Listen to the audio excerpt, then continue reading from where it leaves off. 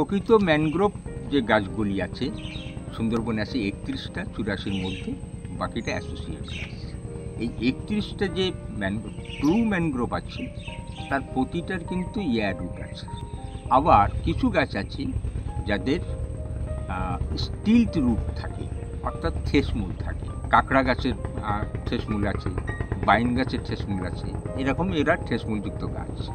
এটাকে মিলে একটা জালের ফাঁসের মতো নিবিড় জায়গা, যেটাকে বলা হয় আঁতুড় ঘরের মতো একটা জায়গা তৈরি হয় ম্যানগ্রোভের নার্সারির মধ্যে।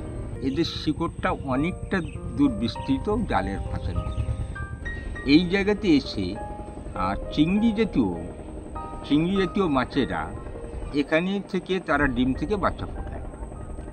তাহলে ডিম থেকে বাচ্চা ফোটালে তার বাচ্চাটা বেঁচে থাকে বেশি, তার সার্ভাইভাল রেটটাও অনেক বেশি।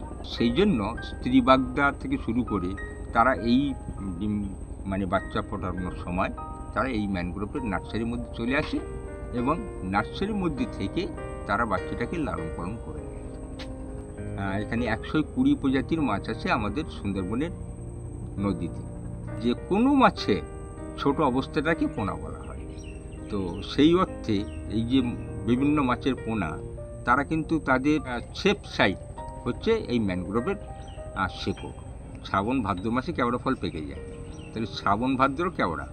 তো এই শ্রাবণ মাসে এই কেওড়া ফলটা ওরা খুব বেশি খায়। ওরা লাফিয়ে যদি নিচের ডালে নিচের দিকে কেওড়া থাকে, লাফিয়ে ওরা খেয়ে নেয়। আবার ভাদ্র মাসে এই ফলটা যখন পাকে তখন ঝরে পড়ে, তখন ওরা টপ করে গিলে খেয়ে নেয়। আবার এই ম্যানগ্রোভের এই জায়গার মধ্যে কাঁকড়া, তারাও গর্ত করে আছে।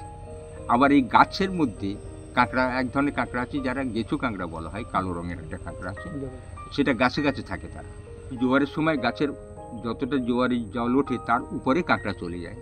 সুতরাং এই ধরনের নার্সারি যেটা প্রকৃতি তৈরি করে দিচ্ছে, যে আমাদের যে প্রাকৃতিক যে সম্পদগুলো আছে সেগুলোকে একটু বাঁচিয়ে দিচ্ছে।